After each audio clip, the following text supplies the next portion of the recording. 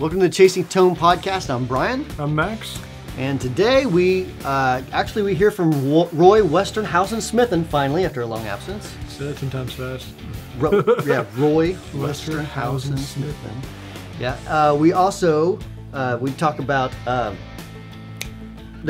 Tumnus. Yeah, the Tumnus, and how we like to use it with different types of amps, or not. Sorry, not different types of amps. How we like to use it in our, for a clean tone, for more of a driven sort of sound with an amp. We talk about what kind of clean pedal platform you'd want to use with your gear, what kind we don't like and what kind we do like. What works and doesn't. Yeah, and we also bring out a very cool little unit for the pedal vault. So with that, let's jump into the show and take the first question. Howdy y'all, biscuit eaters. Well, Roy's been on a hiatus for a few months. I slipped throwing a chicken into a loading truck and ended up in a shipping container headed to Tokyo. Should have seen them boys try to wring my neck. They had a hard time wrestling old Roy to the ground. Subsequently, I became the king of the sea chickens, and I swore to my fellow captives I'd swear off foul forever. But a piece of bacon? Hell, I got a pocket full of bacon right now. In that shipping container, I had a lot of time to think about tone, and my query is this. Can you make my Buck-Owens signature Telecaster sound like a 1974 Ford truck getting sawed in half with a Sawzall? I want the audience to fear for their lives for a brief second when I stomp that pedal. Louder than an Angus bull getting a colonoscopy, and maybe, if you turn it down a little, like a live chicken getting thrown into the air and hit with a wiffle ball bat. Get your board out, change a few wires, and make this happen, feller. Old Roy will be forever in your debt. In gratitude and sausage gravy, Roy W., king of the sea chickens, sent from my iPhone.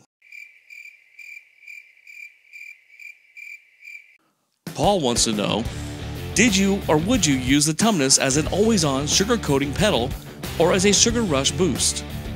All right, so Max, you actually have a different take on this than I do. So let me hear your thoughts on Sure. this. So I don't use my my Tumnus as an always-on. I use it as a boost. I usually use Tube Screamer as my always-on pedal. So if I'm playing, I actually play this this exact same setup live. So I have my Tube Screamer always-on. Hold on. So you play a Turbo Tuner live? No, nobody plays Turbo Tuner live. That's a given. So yeah, I'm usually playing a cranked up Super Reverb. My Tube Screamer is usually a little cleaner than this, but not by much. Then for like solos, I'll boost it with the Tumnus, and it just kind of opens up that Tube Screamer.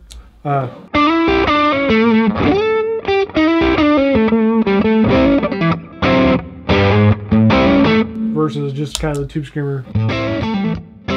Tube Screamer is kind of buried. That Tumnus really kind of brings it up to the surface, opens it up. It's not as gainy sometimes. You could set it that way. I don't use mine as gainy, but it definitely brings your guitar right to the front of the band when you're cutting through the mix without being like ear piercing. So that's how I use it, more as a boost versus always on. So you don't.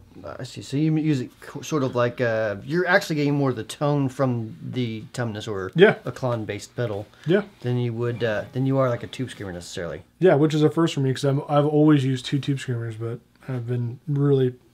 I hate to sound all sales pitchy, but I really do like the Tumnus. So buy the Tumnus right now. Tumnus, because I said so. No, but honestly, like even if I didn't work for you or work here, I really like the Tumnus. It really does something with that Tube Screamer circuit.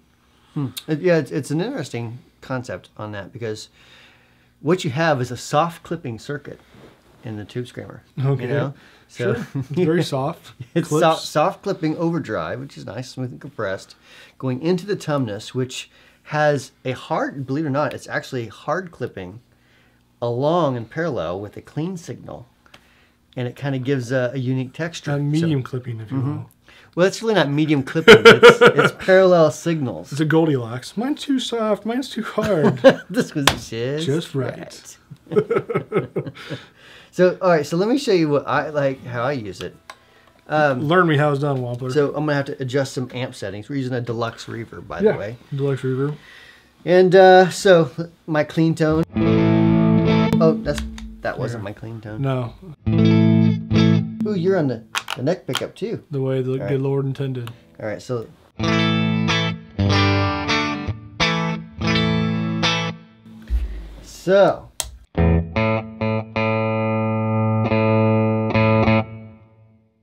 So I'll actually use it just by itself, just because it gives a little bit of meat to it. Sure. You know what I mean? Gives a little bit of balls and a little bit of hair to it. So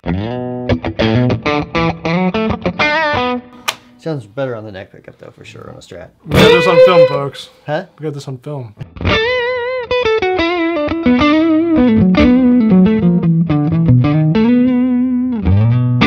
So you'd use yours like almost always on then? Yeah. If you're gonna use it. Yeah, versus. And it's not that that's bad, but it's just like really, really clean. Yeah. You know what I mean? Yeah. So.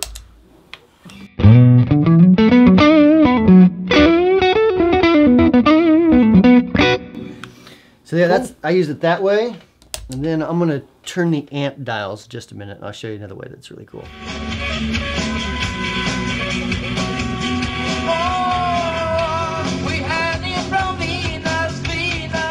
All right, so what I did is I cranked up the Deluxe Reverb to, what's that on? 7? 7-ish? Yeah. So, you know, by itself on the bridge pickup of the Strat, which is, you know, a little awkward sometimes, right?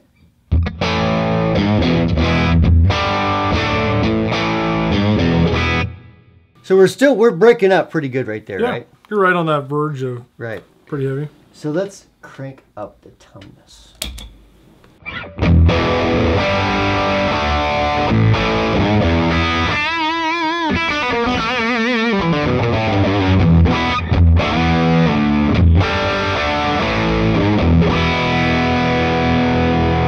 That brings on the rock.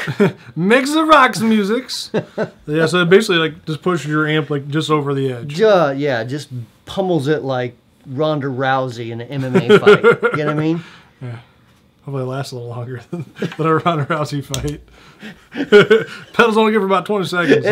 Crap's out. Exactly. So yeah, actually it'd be the amp, I guess. Whatever, yeah. I don't know. Whatever. But that makes sense to somebody. It needs to last the whole set, that's my point. right. So I mean, and that's how I would use the Tumnus. Like one, to fatten up a clean signal, not necessarily for a bunch of gain. Sure. The other one is for an amp that's already breaking up and just pummel it into submission. Boom. You know what I mean? Yeah, man. So that's what I do with that. So 2 different ways. Right. Who's right? Who's wrong? Me. Probably. It's not my paycheck, so I'm going to say, yeah, you're right. We'll go with that. All right.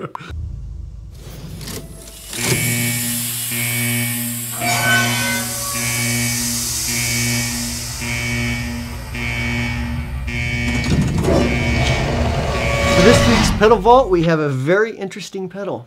What is that thing? You may be wondering why I'm holding a screwdriver. You're going to hijack it? You're going to hotwire your pedal? I'm going to hotwire this pedal. Now this is kind of an older pedal. It was like really, like everybody loved it. I don't know, 2005 to 8 or somewhere in that area. It was like everybody had to have one. Not that it's bad now, it's just people quit talking about it. So this is the Blackstone Appliances. It's a good appliance. MOSFET Overdrive. So how does this thing work? You may notice there are a couple of trim pots that you need a screwdriver to turn. And those control gain and level, which you always want to make sure that your level control is hard to control. Like, since you're playing in a gig, you know, what you need to do is get your screwdriver out of your bag while playing, tweak it a little bit, continue playing. That makes the bandmates love you, and the crowd thinks it's great too. Hold on, get fellas. It's every Guitar Tech's nightmare. Right, you might actually just stop the song and say, hold it, I've got to adjust my level. 1 second. Does anybody have a number 2 screwdriver? Is anybody in the crowd? Number 2. Flathead. Yeah. Flathead, yeah. So I mean, so the switches are, it's basically like an on and off with a channel boost switch, and it's actually a pretty cool sounding pedal. I forget what that middle thing does. We'll find out. Yeah, there's a sticky screwdriver. Yeah, I forget. So, yeah, so you're playing through the Port City. Let me kick you on.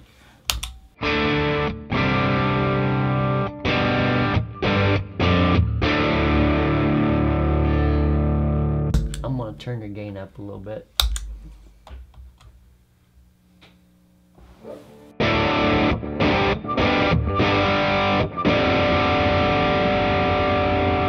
Okay, that one's a level, so let's see what this thing does anything.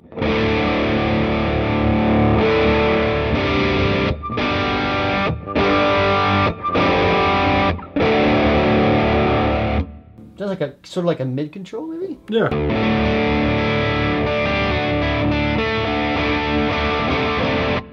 Let's turn on the other channel.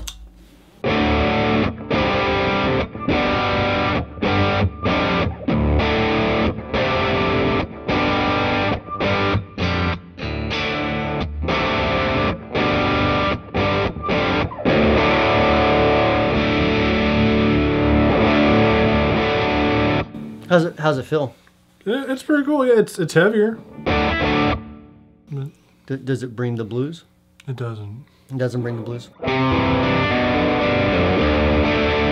Does it feel? I remember these were actually touted as being very tube-like at the day. I mean, it cleans up your play response. I guess kind of big and light.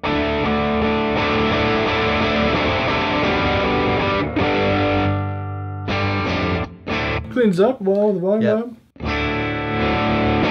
It does say on it as well that requires unbuffered connection to the guitar, so you don't want to buffer in front of this. I assume it's probably, if I remember this type of circuit, it's not going to clean up the same way, and it's also going to react a little funky as well. So it's cool though. But yeah, it's a cool unit. I've never seen one of these before. Yeah, it's they didn't. I mean, it's a pretty small company. I don't think they had gigantic distribution or anything like that. But you know, at the time, you were cool if you had one in 2005. So, boom. There you go.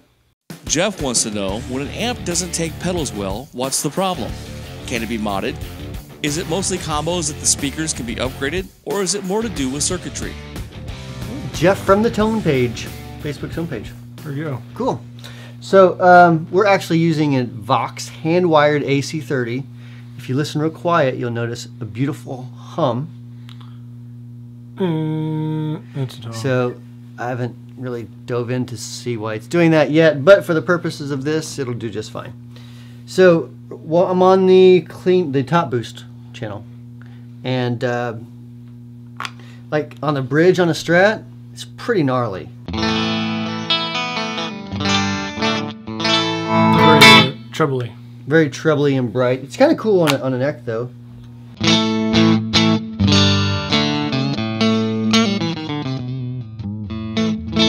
Yeah. You know, so well, first let's try this. Let's try a couple different distortions. So since we already have the Max on hooked up, yeah, let's go ahead and see what it does to a tube screamer. Max on. Max off.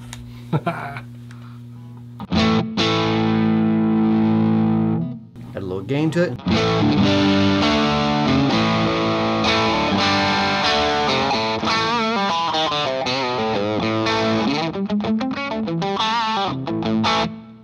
So it's all right. Not my favorite sound, but yeah, it seems some a people like it. little more brittle. Not a whole lot of meat to it necessarily. Needs more oomph. Yeah. So the clean tone, I mean, while arguably is pretty decent, nice, bright, and chimey if you like that sort of thing. Getting the pedal to work with it is a whole different subject. So, you know, on this setting, it sounds great through a Deluxe Reverb, which you just played through in the last question, I think. On this amp, you're going to have to like adjust the tone way down.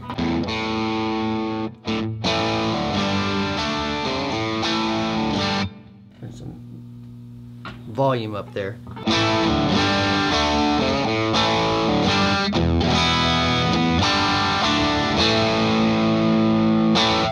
It's still, you're still hearing a little bit of chiminess. I think some people call it fizziness even. A little fizz to it. Yeah. So let's put a popular distortion that just came out by MXR on it and see what happens. I think.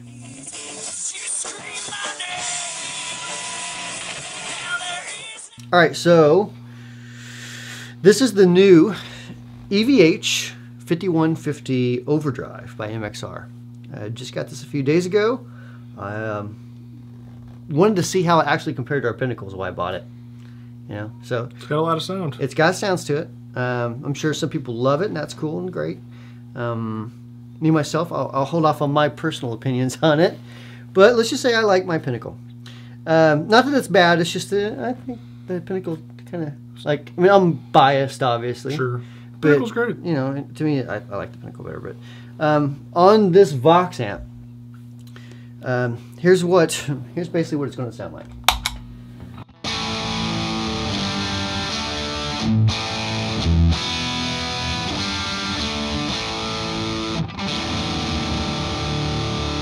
You know I'm getting serious when I tune down. Drop D.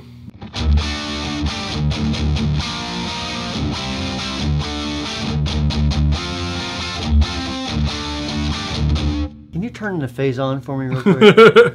Sounds like a can of angry bees. It does. It's a little beesish on a AC30 on a clean or top boost channel. But that's not necessarily the pedal's fault. That's just that for this pedal, for that type of hard clipping pedal through a very clean, chimey sort of amp, it's just not the best platform, I don't think, for a pedal. You know. So not all amps are going to take certain pedals very well at all. Right. Right. I got a classic Super Reverb. It takes some pedals great. It takes a lot of pedals not so great. Sometimes a speaker swap can help. Right. Sometimes it's unfortunately just the amp, you know. Yeah, and that's one of my favorite things about the Port City is that just like I don't think I've really found a pedal that it doesn't sound good or can be tweaked to sound good. Yeah. Yeah, everything sounds different to it. So so let's be fair. Let's put the 5150 through let's put it through the Deluxe Reverb. See what happens.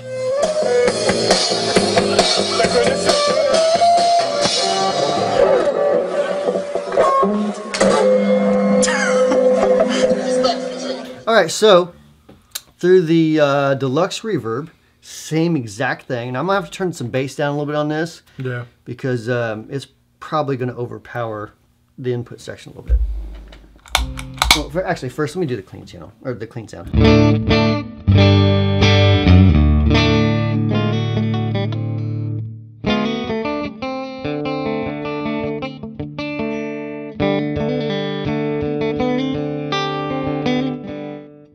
And that's what the clean sound sounds like. That's a Brian Wampler trick. It's like, stop talking. Stop playing. Just turn. I'm just going to turn you down on your volume real quick. All right, so.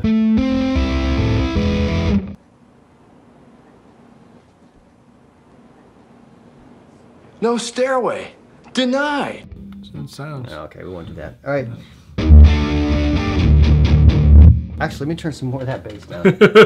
So it's a little woofy. Yeah, and the controls are all about 1 o'clock or so.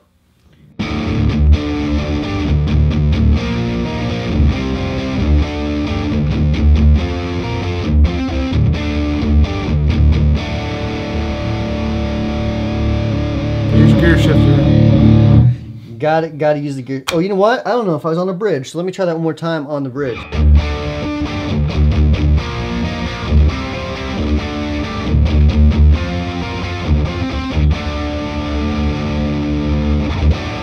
Still pretty bass heavy. It's still pretty bass heavy. It's obviously the top end has totally changed dramatically. Very much so. You know, I mean, so it's even though it's the pedal with basically the same settings, though I did turn the bass down, so you know, it wasn't too boomy.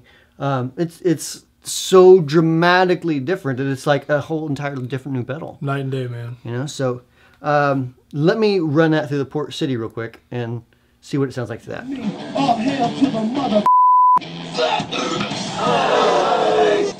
Okay, so right now we're going through the Port City Pearl, which is one of my favorite pedal amps ever. Super clean platform. Very super clean, yeah. Yeah, so the clean tone right now as it's set sounds like this.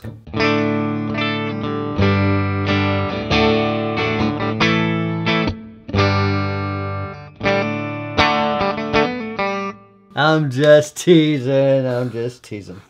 Okay, so clicking on the EVH.